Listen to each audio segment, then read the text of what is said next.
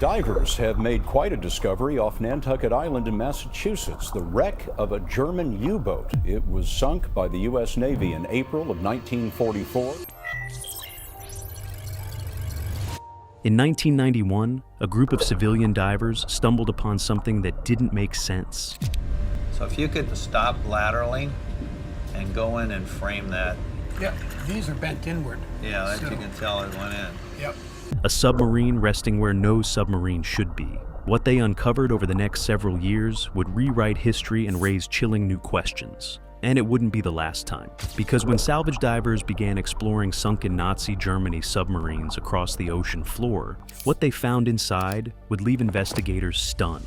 This is the true story of those discoveries, and it begins with a mystery at the bottom of the sea.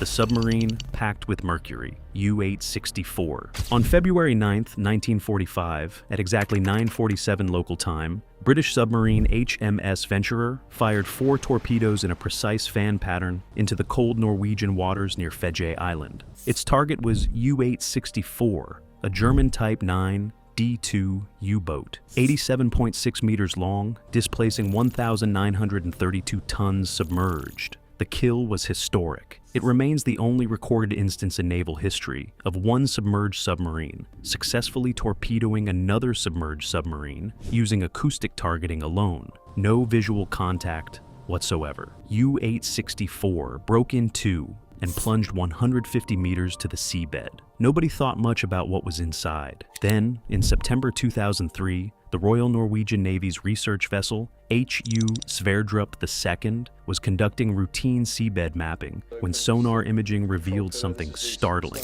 2 massive hull sections, split cleanly apart, resting on the ocean floor near Fedje. When divers finally descended and survey teams deployed remotely operated vehicles, what they found inside stunned Norwegian authorities into immediate silence. U-864 was carrying 1,857 individual steel flasks, each containing liquid mercury, totaling approximately 62 metric tons of one of the world's most toxic substances. The mercury was destined for Imperial Japan under a classified German transfer program. Japan needed it to manufacture torpedo detonators and aviation instruments for its failing war effort. But here's where it gets worse. The steel flasks had been corroding for nearly 60 years before discovery. Norwegian government surveys conducted between 2005 and 2010 confirmed that mercury was already actively leaking into the surrounding seabed at measurable rates. Sediment samples taken by the Norwegian Coastal Administration showed mercury concentrations reaching 5.3 milligrams per kilogram of sediment, roughly 50 times the safe environmental threshold. Marine biologist Eamon Mage of the Institute of Marine Research warned publicly in 2008, "This wreck is not a museum piece. It is an active environmental threat." The Norwegian government spent years debating whether to raise the wreck entirely or bury it under rock. The estimated recovery cost, over 1.5 billion Norwegian krone, approximately 150 million US dollars. As of today, U-864 remains on the seabed, still slowly poisoning the waters above it. The Enigma codebooks pulled from a sinking submarine, UF-559. At 11 p.m. on October 30th, 1942, in the cold darkness of the eastern Mediterranean, roughly 70 miles north of Port Said, Egypt, a British destroyer flotilla had been hunting a German U-boat for 17 exhausting hours. The submarine was U-559, a Type 7 Sea U-boat, 67.1 meters long, commanded by Kapitän Lieutenant Hans Heitmann. After relentless depth charge attacks from HMS Petard, HMS Dulverton, and HMS Herworth, Heitmann made a fatal decision. He surfaced and ordered his crew to abandon ship, triggering the standard scuttling procedure to flood and sink the vessel before the British could board her. He was certain she would sink fast. He was wrong. U-559 was going down, but agonizingly slowly. Lieutenant Anthony Fasson, able seaman Colin Grazier, and 16-year-old NAFI canteen assistant Tommy Brown spotted the opportunity. Without hesitation, without orders, without life jackets, Fasson and Grazier dove directly into the pitch-black Mediterranean and swam to the sinking submarine. Brown followed, but remained on the outer casing. They had minutes at most. Descending into the flooding interior, Fasson and Grazier moved through compartments already filling with seawater. In the radio room, they found exactly what British naval intelligence had desperately needed for 11 straight months. They ripped from the walls and handed up to Tommy Brown the current Enigma cipher settings for the German Navy's Shark network, a Kurds signal codebook used for ultra-short encrypted radio transmissions, a weather reporting cipher booklet. Brown passed the documents up to waiting sailors on HMS Petard. Then he screamed down into the hatch for Fasson and Grazier to get out.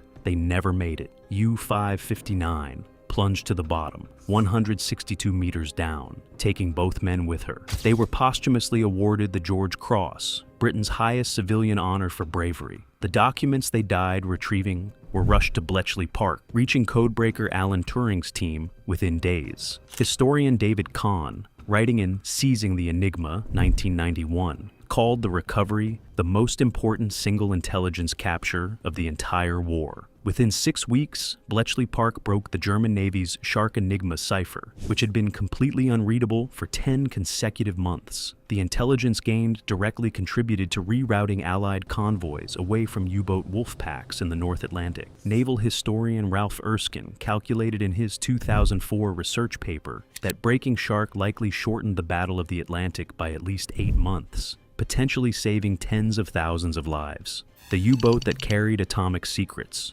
U-234. On May 14, 1945, 6 days after Germany's unconditional surrender, the United States Navy destroyer escort USS Sutton intercepted a surfaced German submarine in the North Atlantic, approximately 500 miles east of Newfoundland, Canada. The submarine was U-234, a Type 10 B mine-laying U-boat, one of the largest ever built by Nazi Germany. At 89.8 meters long and displacing 2,177 tons submerged, it was essentially an underwater cargo freighter, designed not primarily to fight, but to carry. And what it was carrying would leave American naval officers speechless. U-234 had departed Kiel, Germany on March 25th, 1945, on a desperate last-minute mission to deliver advanced German military technology directly to Imperial Japan. On board were 12 high-ranking German passengers, including Luftwaffe General Ulrich Kessler and 2 Imperial Japanese Navy officers, Lieutenant Commander Hideo Tominaga and Lieutenant Commander Shoji Genzo.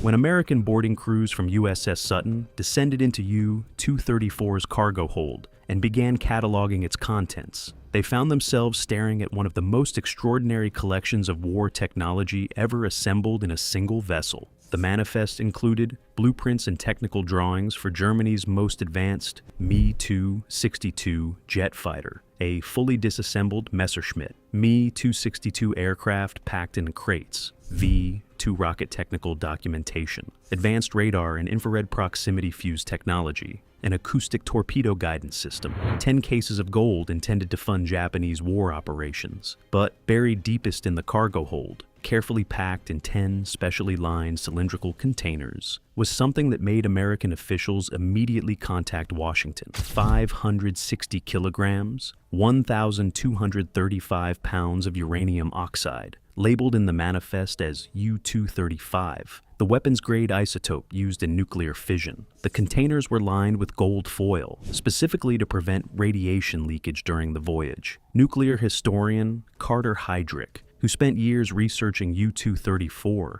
and published his findings in Critical Mass 1998, stated directly, "The uranium aboard U-234 was weapons-grade material, sufficient in quantity to be militarily significant." The U.S. Navy immediately classified the uranium's discovery. According to declassified U.S. National Archives documents, the material was transferred to the Manhattan Project at Oak Ridge, Tennessee, arriving in June 1945, just weeks before the atomic bombs were dropped on Hiroshima on August 6th and Nagasaki on August 9th, 1945. Physicist and Manhattan Project historian Jeremy Bernstein noted in his 2007 research that the Oak Ridge facility was actively processing uranium for the Little Boy bomb during precisely this window. Whether U-234's uranium contributed directly to the bombs remains officially unconfirmed, but the timeline is exact and undeniable. The 2 Japanese officers aboard never saw their homeland again. Upon learning of Germany's surrender, Tominaga and Genzo retired to their cabin, swallowed lethal doses of luminol sleeping tablets, and died aboard U-234 before it reached American shores. They were buried at sea with full naval honors by the American crew. The German passengers were taken as prisoners of war. The submarine full of stolen European art and looted gold, U-190. On May 11, 1945, 3 days after Germany's formal surrender, a surface German submarine was spotted by HMCS Victoriaville and HMCS Thorlock, approximately 150 miles southeast of Cape Race, Newfoundland, Canada. The submarine was U-190, a Type 9 C-40 U-boat, 76.8 meters long, displacing 1,144 tons submerged. Its commander, Oberleutnant zur See Hans Edwin Reith, ordered the vessel surfaced and immediately surrendered without resistance. Canadian boarding crews expected to find a standard military submarine, weapons, torpedoes, navigation equipment, perhaps some personal effects from the crew. What they found instead triggered an immediate classified investigation that would remain partially sealed for over 4 decades. Canadian naval officer Lieutenant Commander James Ramsey, who led the initial boarding party, wrote in his classified report dated May 13, 1945, a document only declassified by Library and Archives Canada in 1993. The cargo aboard U-190 is unlike anything previously encountered in submarine captures. Several compartments contain secured crates bearing markings inconsistent with standard military designation. Contents require immediate specialist evaluation. What the specialists found inside those crates stunned everyone present. Packed carefully in moisture-sealed wooden crates, cushioned with military-grade padding, were 42 individual paintings, later identified by art historians from the Allied Monuments, Fine Arts and Archives, programmed the real-life Monuments Men as works looted from occupied France, Belgium, and the Netherlands between 1940 and 1944. Among the identified works were pieces traceable directly to the ERR Einsatzstab, Reichsleiter Rosenberg, Nazi Germany's dedicated art looting operation, which systematically stripped an estimated 650,000 individual artworks from Jewish families and European museums throughout the war. 3 of the paintings recovered from U-190 were later confirmed by the Commission for Looted Art in Europe as having been stolen from the collection of Jewish banker Alfred Flechtheim, whose entire Paris art collection had been seized by the Gestapo in 1940. But the paintings were only the beginning. Beneath the crated artwork, naval investigators discovered 18 sealed metal cases, each approximately 60 centimeters long and 30 centimeters wide. When forced open, each contained neatly stacked gold bars, stamped with the Reichsbank eagle and individual serial numbers. The total weight, 217 kilograms of gold, valued at approximately $250,000 in 1945 dollars, equivalent to roughly 4.3 million US dollars today, adjusted for inflation according to the US Bureau of Labor Statistics historical calculator. Canadian Naval Intelligence immediately theorized that U-190 had been loaded in the final chaotic weeks of the war as part of a desperate Nazi effort to preserve looted wealth by transferring it out of a collapsing Europe, possibly destined for Argentina, where a thriving Nazi exile community was already being established. This theory gained significant weight when investigators examined U-190's navigation charts, still spread open on the chart table exactly as the crew had left them. The plotted course, according to Canadian Naval Intelligence Report C-7741, did not align with any standard military patrol route. It pointed directly south toward the South Atlantic. Former OSS Office of Strategic Services analyst Paul Manning, who investigated Nazi financial operations post-war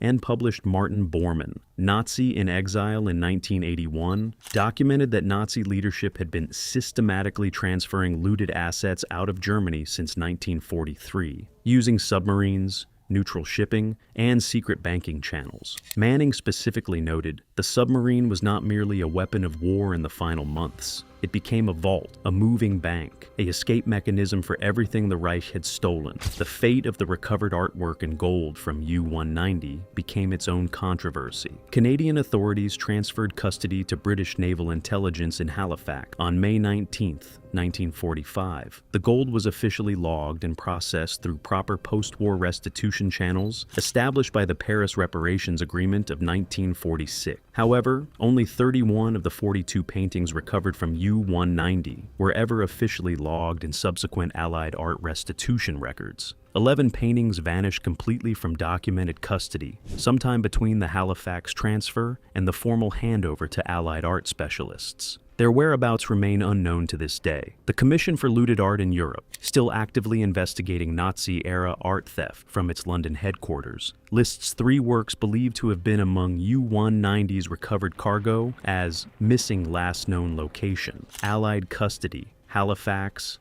1945. As for U-190 itself, the Royal Canadian Navy commissioned it into service after the war under the name HMC Su-190, using it for anti-submarine training exercises. On October 21, 1947, in a moment of deeply layered historical irony, the Royal Canadian Navy sank U-190 deliberately, using it as a target vessel in weapons testing exercises off the coast of Halifax. The submarine that had survived the entire war, carrying stolen art and looted gold, was deliberately sent to the bottom by the very Navy that had captured it. It rests there still, at a depth of 54 meters, and is today a protected heritage dive site, visited by recreational divers who swim through its corridors completely unaware of what it once carried.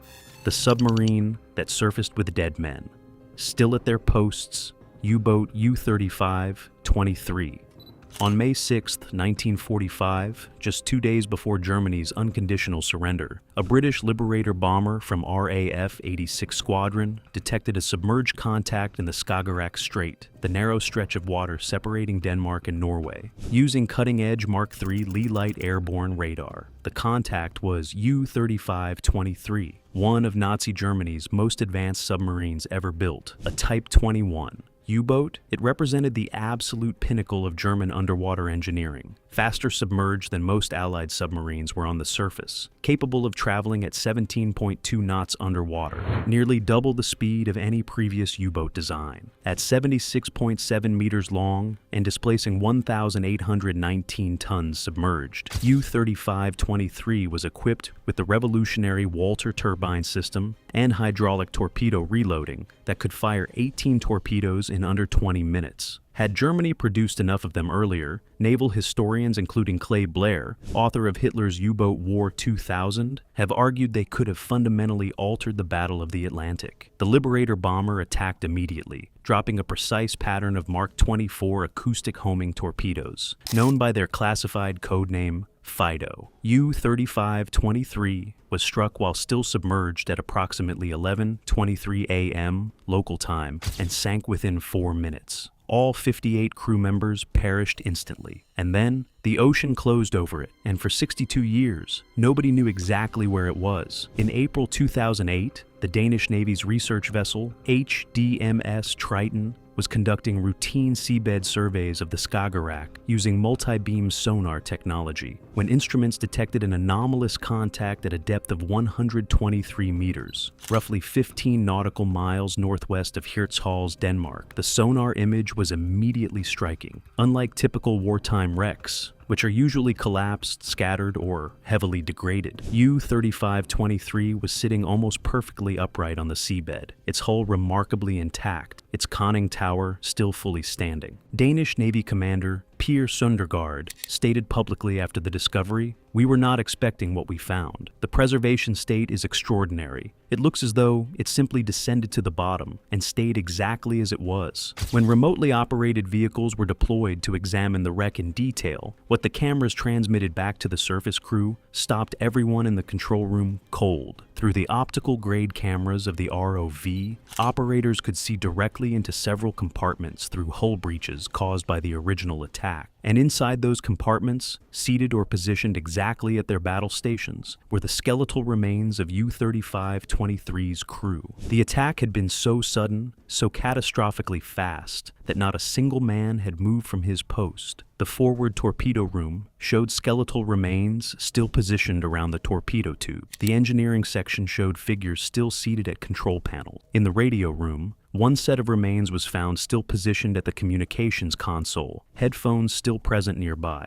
as though the operator had simply never had time to stand up. Marine forensic specialist Dr. Kirsten Ries of the University of Copenhagen, who reviewed the ROV footage as part of the Danish Navy's subsequent documentation project, noted in her 2009 published assessment, the positional evidence of the remains is consistent with instantaneous catastrophic pressure loss. Death would have been immediate. There was no survivable window. These men died exactly where they stood. But the physical state of the crew was not the only thing that stunned investigators. U-3523 had departed Kiel Harbor on April 28, 1945, just 8 days before it was sunk. At that precise moment in history, Berlin was surrounded, Hitler was in his bunker, and the Reich was collapsing in real time. There was absolutely no rational military reason to send a brand new, state-of-the-art submarine on active patrol, unless the mission wasn't military at all. Danish naval intelligence analysts reviewing U-3523's departure records noted something deeply unusual. The submarine had been loaded with non-standard cargo in Kiel before departure. According to Kriegsmarine dockyard logs recovered from German Federal Military Archives in Freiburg, the logs listed the cargo vaguely as Sonderladung, meaning simply special load in German, a designation with no further specification. What that special load consisted of has never been officially confirmed. However, historian Arndt Richter, reviewing the same Freiburg archive documents in 2011, noted that U-3523 departed, alongside a convoy of high-ranking Nazi Party officials, evacuating from Kiel by sea in the final days of April 1945. Cross-referencing passenger manifests and dockyard records, Richter identified that at least 3 individuals listed on evacuation rosters from Kiel on April 28, 1945, were never subsequently accounted for in any Allied prisoner of war records, Red Cross documentation, or post-war denazification proceedings. They simply ceased to exist in any official record after that date. U-3523's ROV examination revealed the cargo hold to be heavily silted, making detailed visual inspection impossible without physical excavation. The Danish Navy has not yet conducted any physical recovery operation. The wreck is currently designated under Danish maritime law as both a war grave and a protected heritage site, meaning no excavation or recovery is legally permitted without special governmental authorization. As of 2024, that authorization has never been requested. What the Sonderladung actually was, who those 3 missing Nazi officials were, and whether they were aboard U-3523 when it sank, remains completely and officially unanswered. If this story shocked you, subscribe now, like the video, and tell us which discovery stunned you most in the comments below.